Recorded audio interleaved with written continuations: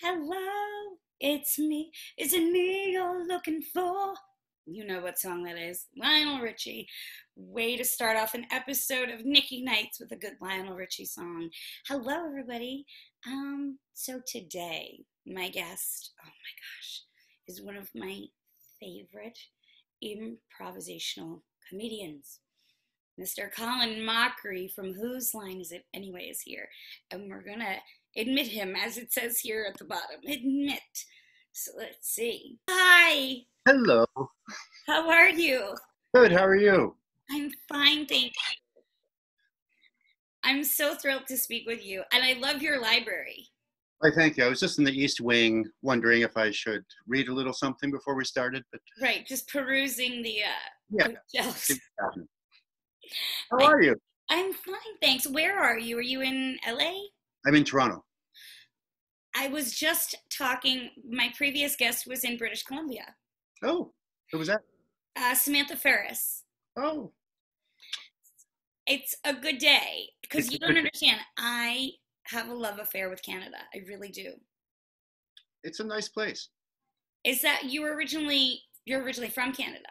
I was born in Scotland, but grew up mostly in Vancouver. Yeah. I went to Vancouver once. It was a very intense weekend. I was there to visit with a director who wanted me to come down to do Hairspray Live for a year in Australia. But apparently, the audition was in Vancouver because he was the producer of the Olympics at the time. So he had stuff going on.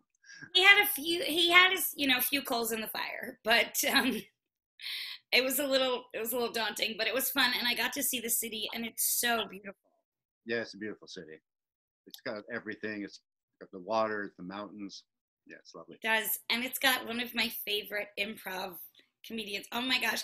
So I have to tell you, all through high school, I was absolutely obsessed with Whose Line. I'm so sorry. No, I have to tell you, it's interesting. It came into my life at a time when I really needed to laugh. Hmm. My grandma had gotten very sick, and she was, you know, in the process of passing, but she still loved to watch TV. And we would watch two shows together. It was always Whose Line Is It Anyway? And Will and Grace. Perfect. And we would The sit there two gayest shows on television. and, what was that? The two gayest shows on television. Well, she was my grandma, you know, so it was very fitting. And I mean, just to see her laugh, she would laugh until the point where the tears would be rolling down. And so I just have to thank you because just knowing that she had such laughter before she passed on just meant so much to me. That's lovely to hear. Thank you. So when did you start that show? I started that show. My first show was 2 months after my daughter was born, so 1990. It was at that point it was still in Britain. So yeah, we just had the 30th anniversary of the British show a couple of years ago and did some live shows at Royal Albert Hall, which was it's it's just so weird how the show kind of grew and I mean, God bless it. It gave us all careers, so very thankful for it. Yeah, because I look back now and there's not many shows that were really just directed at like improv comedy with all different games. I mean, your show was really ahead, or really at the time, it was perfect timing. Because I think Yeah, the world was ready for some improvisational fun stuff, and now everybody just says what they think anyway. So, exactly. I feel like we're responsible for that, so I really apologize. I'm so sorry. We should yeah. have taught manners after every show. How did the process for that show come about? Was it a regular audition or? Yes, I was at Second City in Toronto, and the producers were doing sort of a cross North America audition tour because it was still a fairly new art form in Britain. So they saw the show, they loved the show. They auditioned our cast the next morning at 8, which, as you know, is the best time for comedy. Yes. And because we had been working as a cast for a while, we did that thing you're supposed to do in improv where everybody's supporting each other. And so nobody stood out because we were all being nice Canadians. Then the next year, we'd moved down to LA because my wife had created a show that was being produced. I auditioned again, and it was with people I didn't know. So it was, hey, screw you, look at me. So there's an important lesson for the youngsters out there. Watch out for yourself. Oh my gosh, it's so true though. Sometimes going to a different city, because it's true. When I audition in New York, you know, I see a lot of the same people I see, on the regular basis during pilot season. But then when I go out to LA, it's a little more competition in the air. Everybody's a little more like, all right. Yeah, yeah. And I Yeah. guess it's the way you get ahead. Yeah, and sometimes you just gotta edge yourself out and make a way for yourself. And so, was it instantly when you started the show that you and Ryan were just, that was the duo? Well, Ryan and I grew up together in Vancouver. Wow. So we had been improvising together for, I guess, 7 or 8 years before we did the show. And he actually, because my first show didn't go well on Who's Line. Um, it was in Britain. Although we had the same language, I felt, are they going to understand me? I met the people I was auditioning with an hour before we did the show. And although they were very lovely and sweet and welcoming, Yeah. I totally screwed myself up. I psyched myself out, didn't go for it. So I just thought, well, that's, it's this little show in Britain. So fine. The next year they filmed some shows in New York. And at that point, Ryan was in the cast and he said, I think you should give Colin another chance. So they brought me back, put me with Ryan, who of course I immediately felt comfortable with because we worked together for so long. And then from then on, just kept doing the show. That's amazing. Hold, I'm so sorry. My alarm is going off. This is ridiculous. It's telling me it's time for what I don't know.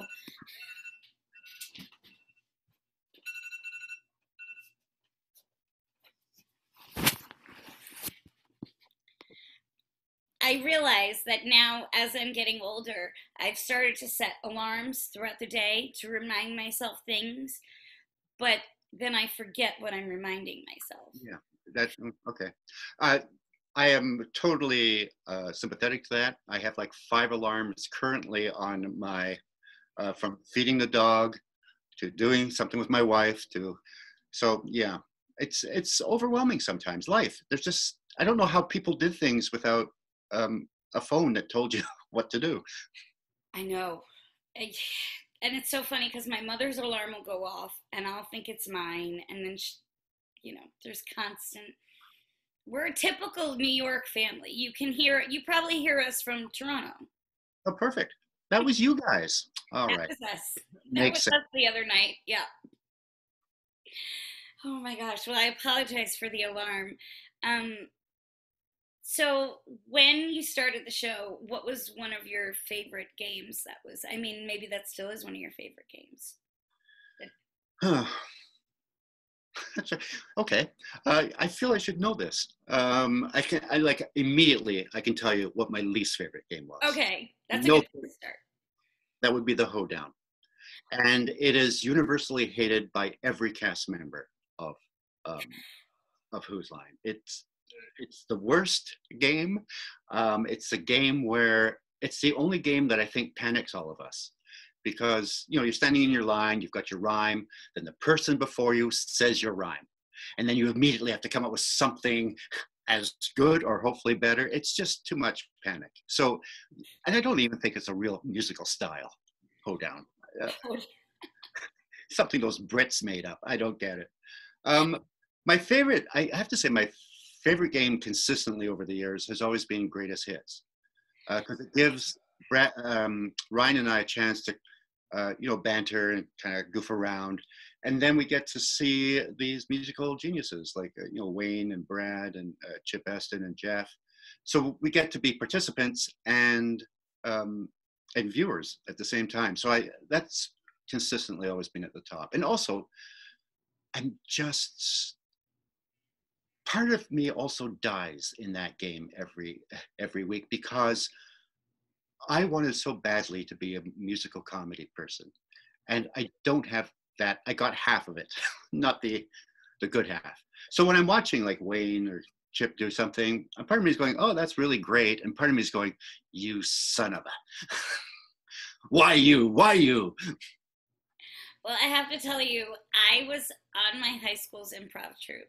This is like, Oh, it's something that a lot of people don't know. Because I haven't like talked about it much, but when I was in high school, I'll never forget. I was in musical theater, but there was an improv troupe, and I said I'm gonna audition, and I was like one of the only girls that auditioned, and we all went in there, and I'll never forget. We were all auditioning, and then it got to a singing type of challenge game. And I don't know, somehow magically something came out and it made them laugh that I did, but that's incredibly tough. So the fact that you guys do that every week, I give you all the credit in the world. I mean, but this was also a high school troupe. Our name, you ready okay, for our name? It go. was Hot Lunch. Says it all. My improv troupe was called Five Things You Can't Feed Your Cat. Makes no sense. Yeah, I mean, and my mom was like, hot lunch, like, and she's like, but there's no, I'm like, no, there's no cold lunch, like, just let it go. But nobody understood why it was called hot lunch, but we all would laugh at it. And I'll never forget, we did a video where they wanted to show it before um, our our troupe performed one night, and it was an introduction to all of the members on the troupe. So everybody had like, a fun waving card at the beginning, like Tara or this one, something very Full House or whatever. And they didn't know what to do with me. And they were like, what do we do with you? Like, we got to give you something clever. And there was a fridge in my friend's house, an empty fridge. And he's like, wait a second, you're the only person short enough to fit in the fridge. Comedy, man.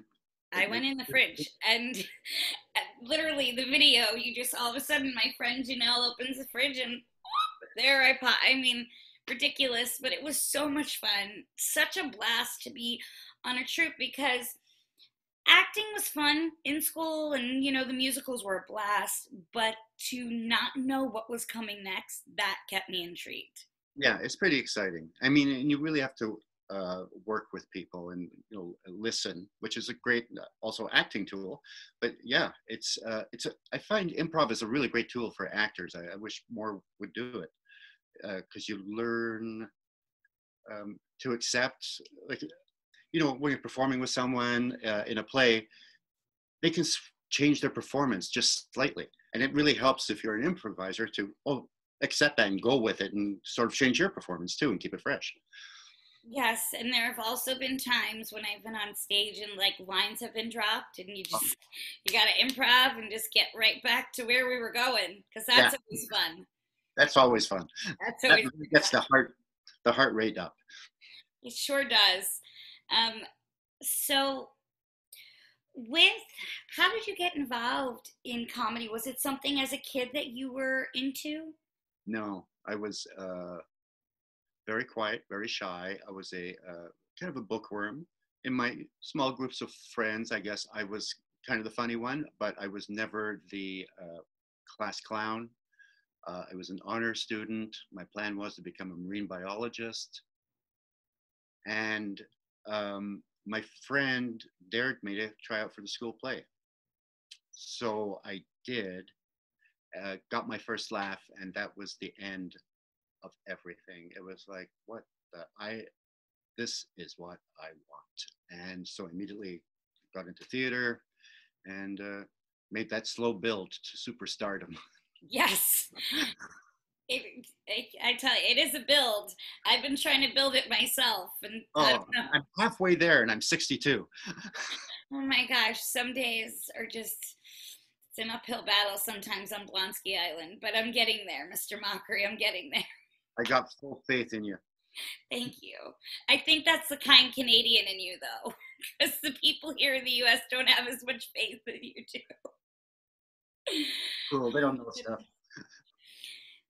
So when you look back at like movies and TV growing up, what was something that maybe influenced you or stuck out to you? Oh, there were so many. Um, I feel like I was watching television 24 hours a day, and I know that's not what happened, but I feel like I watched a lot of television. The Dick Van Dyke Show was one of my favorites. Um, I Love Lucy, and then as the years went by, Monty Python, SCTV, uh, Saturday Night Live. Yeah, those were the shows I sort of gravitated to, and I guess I was sort of also studying, maybe not realizing it, but watching what made them funny, as opposed to Carol Burnett, Tim Conway, and Mary Tyler Moore was one Mary of Tyler my Moore. favorites. Yeah, so there were so many great shows, and I was inspired and stole from all of them. Because you have to, though. I mean, one of my favorites growing up, my favorite all-time show that I could watch any day of the week that just instantly makes me happy is The Honeymooners. Oh yeah, and it I was like mean, only 39 episodes. And I always go when I'm on my way to auditions in New York and I'm, the crazy hustle and bustle. They filmed it, I believe it's at the Manhattan Hotel, Mm-hmm. I'm sorry, the New York City Hotel. It's right outside of Madison Square Garden. And every time I pass by, I'm just like, I wish I could step back in time and just go on up and visit Ralph and Alice. Yeah. But that was quality TV. That was when, TV was really, really different and coming into its own, I feel, Yeah. with especially female comedians like Lucille Ball and, like you said, Mary Tyler Moore. And there were just so many great shows back then. Laverne and Shirley. Yes. Oh Wow. yeah, it was like a golden silver age of television. It seemed, and your show of shows was also, it was a little before my time, but somehow I caught up with it in reruns. Sid Caesar and Carl Reiner, and you think they did 90-minute live shows every week. Um, I can't even imagine the pressure, and I'm sure the excitement for the performers, but you'd never see that today. No, no, and because it's totally different today, totally different. But also, comedy is different as well. I feel like it's obviously ever changing as the world changes. But how do you feel about the present state of comedy? It's interesting because I've been touring for 17 years with Brad Sherwood, who's also on Who's Line. Yes. And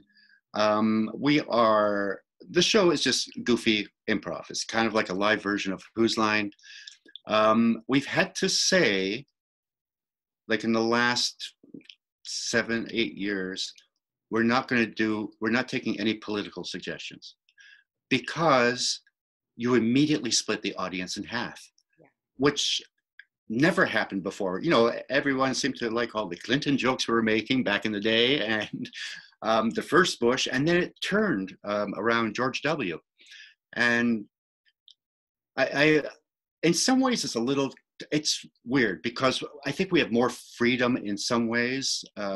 When you look back, people like Jack Benny or, Dick Van Dyke, they had to be funny within limits. They couldn't swear.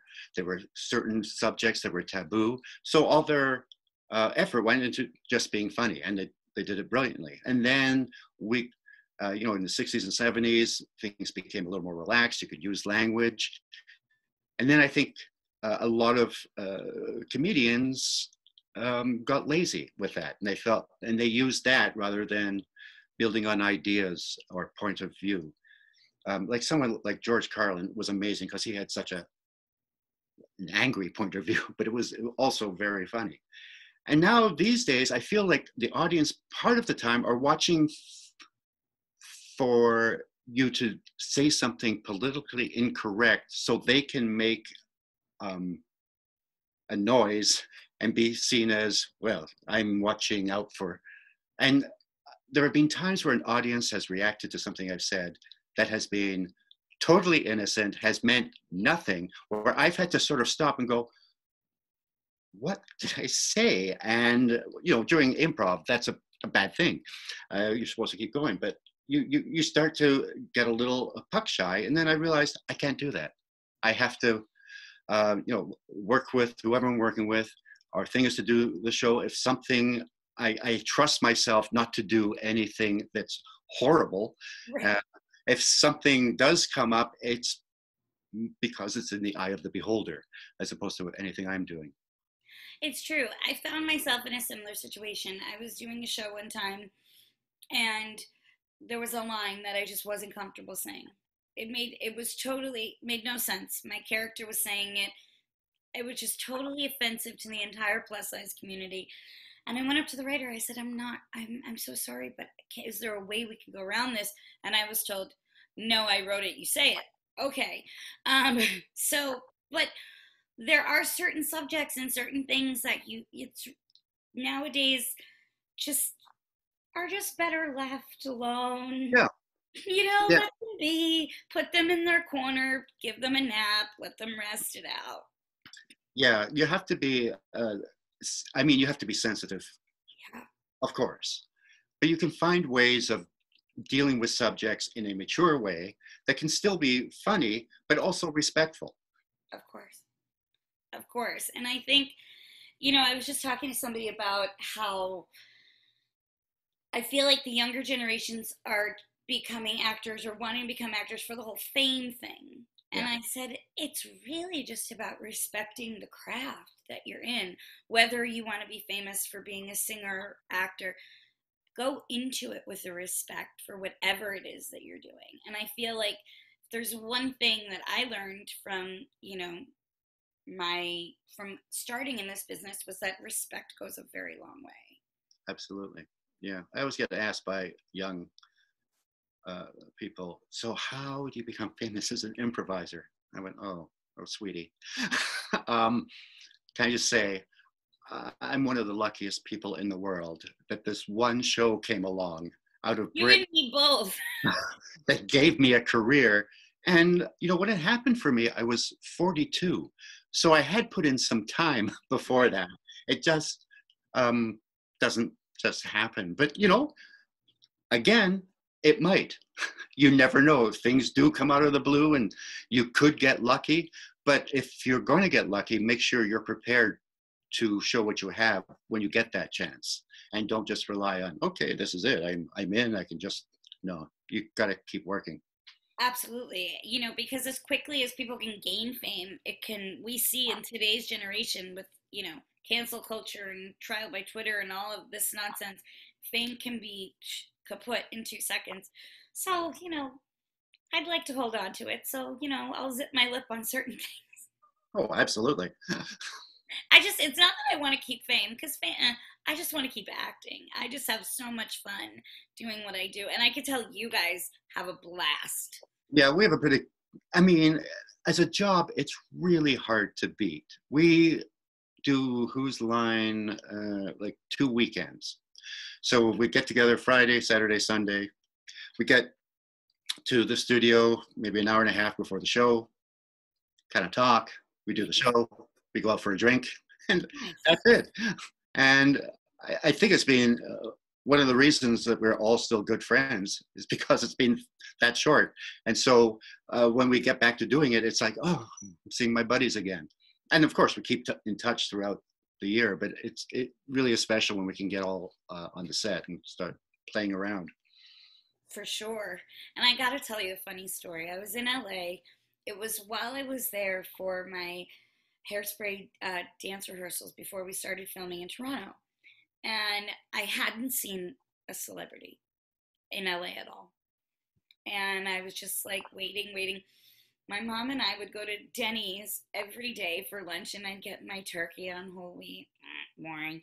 And I was sitting there, and I looked out the window one day, and who walked by? And it was valeting his car, but Wayne Brady. My heart stopped. Oh, I hope it picks up for you. Well, I swallowed my sandwich and I was like, Mom! I was so incredibly just excited because you guys, there's such an energy on your show, and you just bring so much joy to people. And I couldn't but help but just be so excited, at Denny's. Was that across from the studio? It was. So we were probably filming there that year. It was. I think it was off of Sunset. This Yeah. specific one. Yeah. And now, if all four of you walked by, that really would have been it. I would have lost it completely. Yeah, we're like the really, really old Beatles.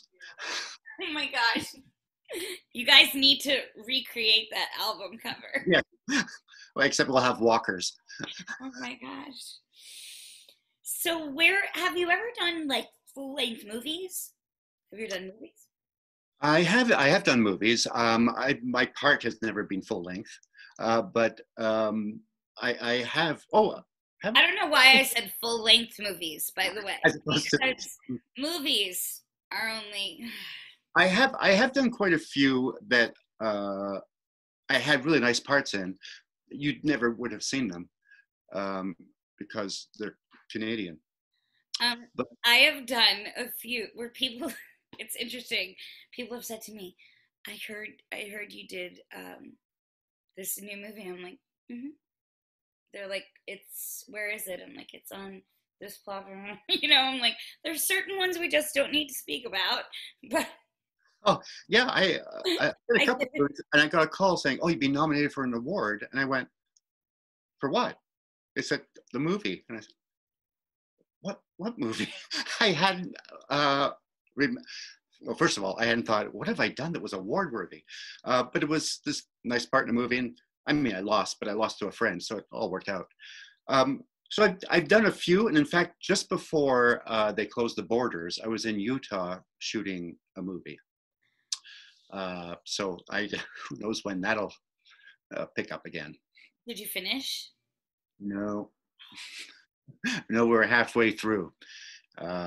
Yeah, it was unfortunate because we were supposed to shoot the year before, and then it got pushed back because of some reason. And then this happened. All this in its glory. I filmed a movie in Salt Lake City, Utah, and I decided to really make sure that I remembered my time there, and I got a tattoo. Wow. I don't think many people go to Salt Lake City and go, I'm going to go get tattoos. No, I'm pretty sure you're in a very small group. Colin, I'm always in a small group. I'm 4'10". It's the smallest group. Like, my wife's 5 feet. See, it's true though. Good things do come in small packages. Oh, absolutely. No, she's amazing. Have you ever seen those Baby Bell cheeses? Come on. Yeah, well, come on, are you kidding?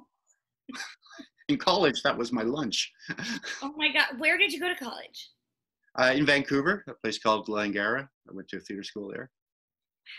Yeah. What's interesting? I never got the college experience because I went like straight off to Hairspray Land. But I always wonder, I've filmed in colleges. We actually filmed a series up in Canada. It was past Hamilton. Mm-hmm. And we were up there it was the top veterinary school in Canada, I believe. That's where we were filming. I feel I should know it, but I don't. I was there, and I don't. But honestly, it was beautiful. It was a beautiful, like, old Gothic campus, and it was like 100 degrees, so hot in the middle of August. And my character, I always play these quirky characters, and so they're like, she's gonna have, a sweater vest over a button up, and I'm like, they're like, and you're gonna wear leggings with a skirt, and I'm like, none of this sounds fun. No, it wouldn't be. But the great part was we got to stay in the dorms.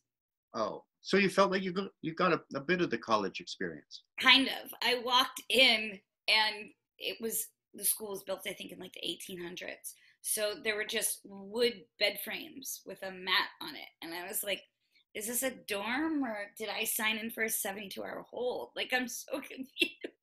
It was so uncomfortable. It was hot, but I feel like I got the college experience though, because we ate cafeteria food.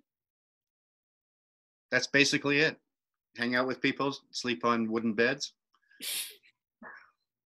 It was fun. I'm not gonna lie, it was fun, but I was excited for the next project when I got my trailer back. I was Yes. like, yes, yes, we got air conditioning again. Oh God, yeah. Air conditioning is so important. Yes. Well, the other day, air conditioning just decided to go out here, and I went to go to the bathroom, and I'm sitting there, 1 o'clock in the morning, and I start feeling drops on my head. I'm like, what's going on? I turn, look at the light. The AC in the attic, I guess, like started over exerting itself. It caused like everything to start leaking through the ceiling. So our AC went for an entire like day and a half. I've never seen my entire family so cranky at the same time. That's My probably God. when you heard us in Canada. Yeah, I think so. Yeah.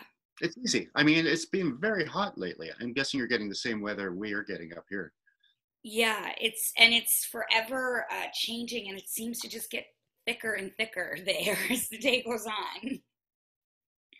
Lovely. Hey, we survive. We survive, Nikki. This is what we do, though. So, what's next for you? Are there any fun projects coming up, or when you can go back on tour?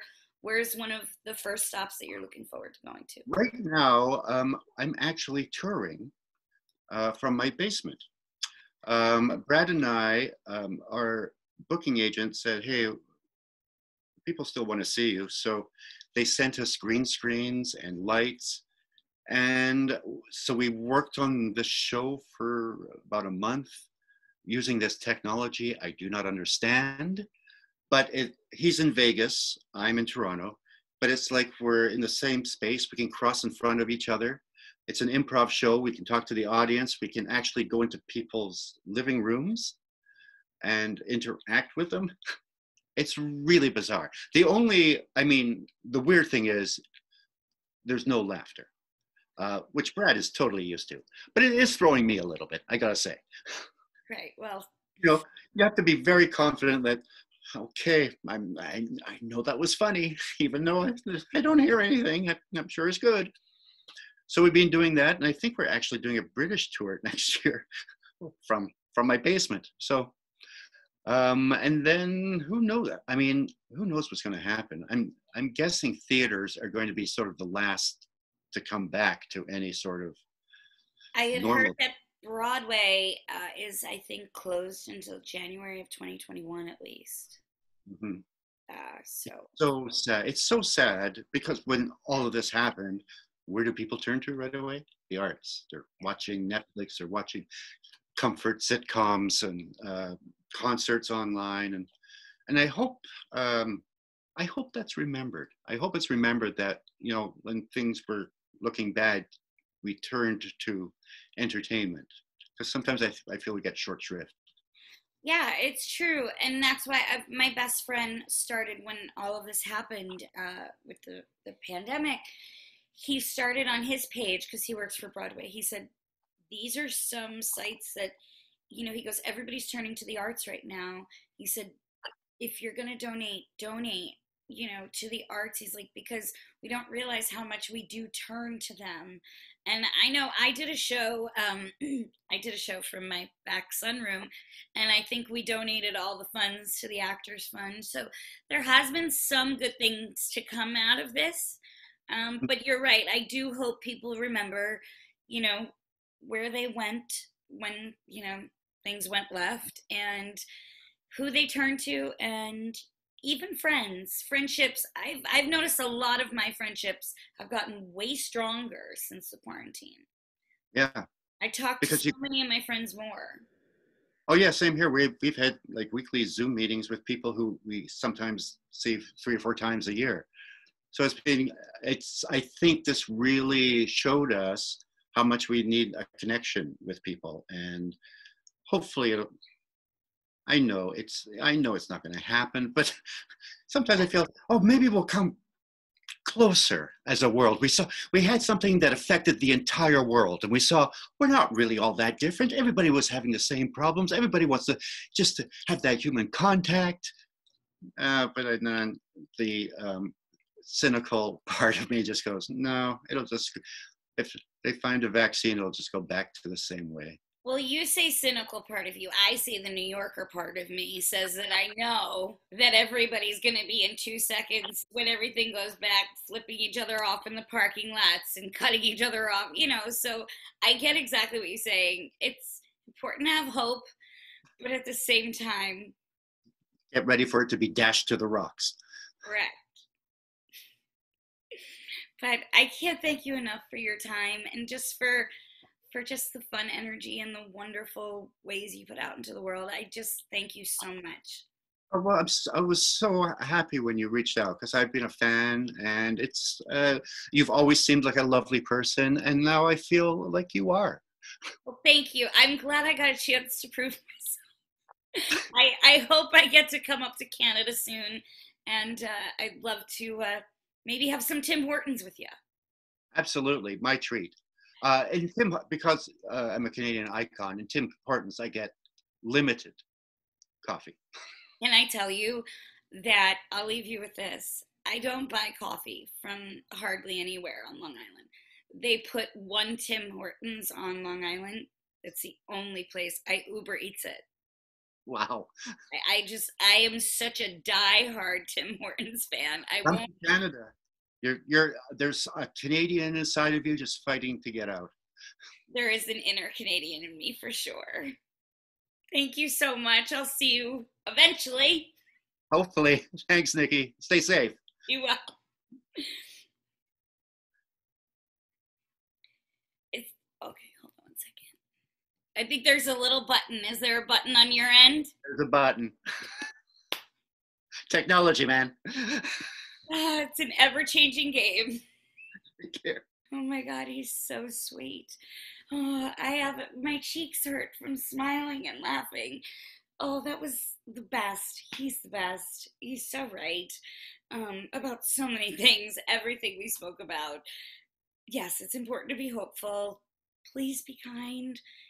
After the quarantine ends, treat each other with kindness. Don't, cut me off on the road right when you see me. I'm kidding. Thank you, Colin. I needed this episode. I needed to smile and laugh with you. And seriously, thank you for making me laugh that many years ago when I needed it, when my grandma was leaving us. So thank you, sir. And everybody, please go follow Colin Mochrie on Instagram, all the other platforms, and go watch Whose Line and go laugh. I'll see you later.